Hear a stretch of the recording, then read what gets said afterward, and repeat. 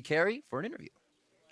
Thank you very much. I am here with the Jin main himself, Sneaky, coming up really great with that one, actually. I want to talk to you about some of the specifics of Jin builds, because we see some people go crit, some people go armor pen. I want to actually ask you as a top-level player, when you choose between the builds and what would make you choose? Well, the Essence build gives you a bit more CDR earlier, but I think the Penetration build is usually better, especially when you're against no armor building champions. Like, they only had Gnar that was building armor that was super late in the game. So I was able to build the armor pen build, which makes me one-shot basically everyone. So I think that overall it's just a better build. Yeah, you did a whole lot of one-shotting people throughout that game, had a great score yourself, did wonderfully. So I want to talk to you about why you guys sometimes haven't done very wonderfully. You guys had lost 3 matches in a row, Liquid, TSM, and Immortals. Do you think something went wrong, or are they just like really stellar teams and you're trying to get as good as them? It's a little of both. They're both Immortals and TSM are both really strong. I think like 6 of our 4 losses are to those guys. Yeah. So it's been a little rough these past few weeks since we played them so consistently. And now we're in a little bit not as tough of part of the season. So I think we should be able to get back on the road to recovery, and it should help us out a lot more because we can scrim both of them, which will make our entire environment better. You get to practice against the best teams in the league. You get better yourselves. You will have an eventual showdown with Liquid. Your last regular season match is going to be that rematch against Liquid they took you last time. Is this something you're like really looking forward to, or are they just kind of another opponent? Do you have like any particular sort of teams you're looking forward to beating? Well, it's definitely really important for us because they're so close to us in the standings. So I think it's going to be probably our hypest match so far. We're going to have to destroy them. And of course, you got Envy and CLG right behind you as well. Like, there's a very, very tight pack now in the middle.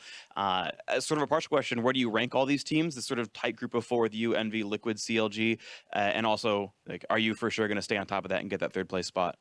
I think it just depends on the next coming weeks. Practice has been going better overall, but it just depends if we can keep it up. And since we're playing the stronger teams, we should be able to, and that'll like toughen us up to be able to keep the top standings. All right, we'll seek you good luck in staying at the top of the standings. Thanks for the interview. Let's toss it to the analysts. Thank you very much, Freak Cloud9, 2-0 over NRG. So that's going to feel good off the back end of those few losses that have been strung together for them. And, granted, it is against a team that is well below them in the standings. Probably exactly what they needed right now in terms of mentality to kind of look ahead and say, hey, if we're going to continue to make that case for being the top 3 teams or maybe even eventually beating Immortals and TSM, it starts here. Yeah, I mean, well, losing 6 out of 4 is definitely not the right approach left us a little to looking at it. The best part was that Freak confirmed it. Yes, you did do that. All right, great. We're just misinformation to everybody. No, but diving into this one, as they did pick up the victory, I want to look at champions like mostly because with the Taliyah, we saw on the Apex TSM side that Apex adjusted by just banning the Taliyah out, saying we're not going to deal with that this time around. But NRG opts to ban the likes of Ashe over a Taliyah here on the red side. Well, Azir was still open, so it's either you're going to ban one and give them the other for free, or you're just going to keep both open and take the lesser of whatever round they choose, because you're not going to be able to deal with either, and that's exactly what happened in this game. I'm not sure. I prefer to ban one just because the thing about NRG is they don't play Azir. Right. So if you don't ban Azir, the other team doesn't need to early pick it versus you, and they can build their comp and wait till last pick the Azir or the Taliyah, and you have to kind of plan around both, which just makes your planning a lot harder. Now, I do think NRG did okay with it, but just it changes up your priorities so much with, like, C&I can first pick Gragas. Like, if you leave Azir up versus another top team, you really can't afford to pick up the Gragas like that unless there's more OP mids up. And just NRG always has to, like, kind of draft themselves from a hole, and they did fine this time, but it's a challenge. Well, if the circumstance happens that they don't play Azir and they get obliterated by Taliyah, you might as well just let the Azir go through. Right. Hope they take the Azir and don't have to deal with the Taliyah, because I can't imagine Ziggs.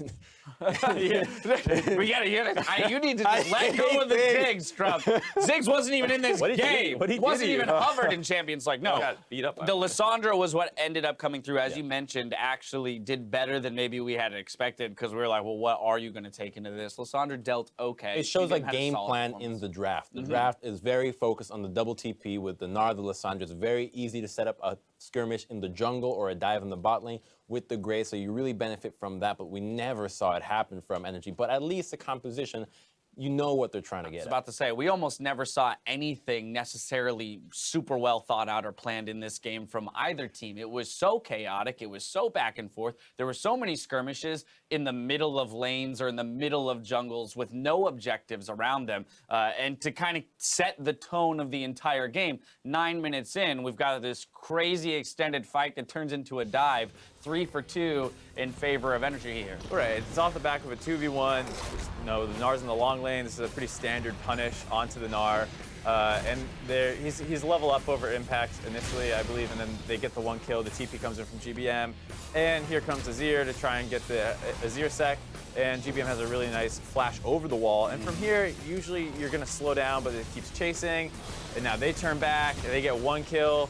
And then Azir sets up a turret, and they keep chasing through, and it turns in like, what are you guys even fighting over up here? It's just There's kills. literally nothing to get. You can't get anything after this. Like, maybe the Rift Herald, but even then, probably not. It's just one of these kind of situations where they see low people, they want to kill them, and it's just Azir. GBM going in is the icing on the cake, which makes no sense. They could have waited. They had all the time in the world to wait. Well, I think the best way to describe it is kind of like a uninhibited game where they just let go of the sense and just focused on their desires to kill each other. Yeah, exactly, the primal instinct. Yeah, a primal game.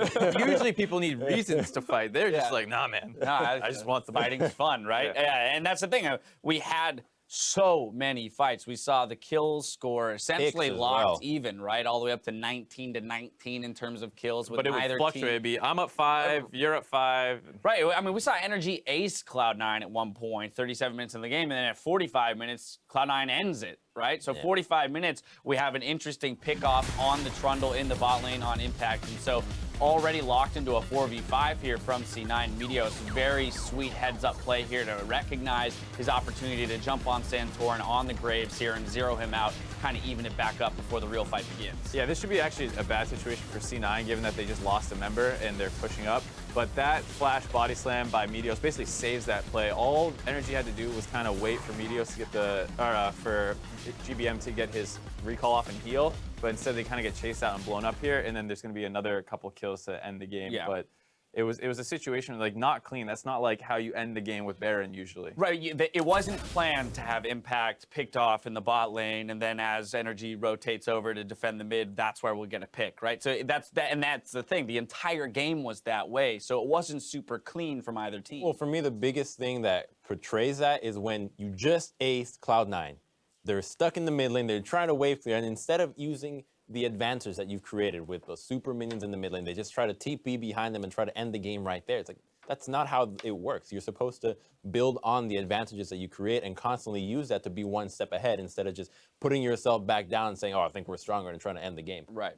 Yeah, I mean, it's maybe something that you would look at a team like Immortals and say, okay, maybe they, that's a characteristic of Immortals where sometimes it looks like they're overreaching and they do come out of those situations ahead somehow, and that's super impressive. But that's not something that every team can do, right? You got to play it a little bit slower. You got to play it a little bit smarter, and that's really what separates the people at the bottom of the ladder from the likes of TSM. TSM wins a fight, they go and take an advantage off of it, right? Yeah. They're going to make their 5K lead and 8K lead, so the next time they win a fight, then they can end it. Well, I think a hero for Cloud9 who ended up winning was the fact that their composition just clearly outscaled them. Even though we were talking about, do they really get outscaled with the double Fire Dragon? Does that really happen? Well, the Azir range makes it nearly impossible to actually get into the back line. You have nobody that can actually follow up. The cleanse, the Gnar is not going to find the TP, especially with the 4-second channel now, so it's going to be much harder to do that.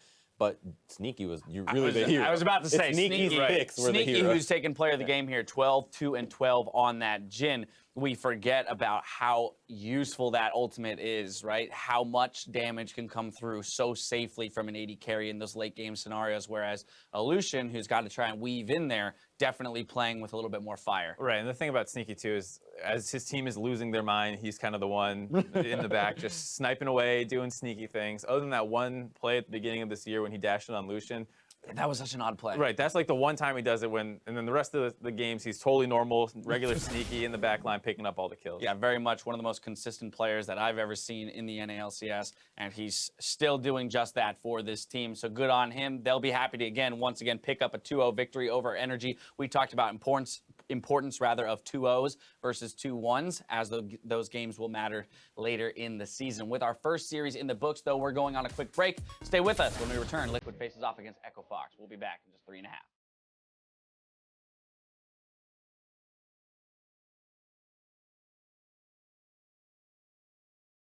I just want to play some League of Legends.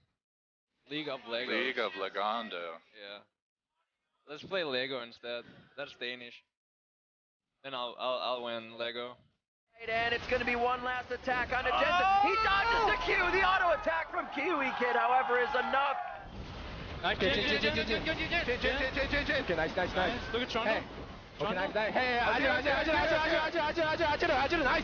nice. Karma's dead. Yo, maybe Nars cut out. I'm coming over. I'm ulting. I'm ulting him in. Be better? Yeah, we can burn. Yeah, we can burn. And in 45 minutes, Cloud9 takes the series over NRG.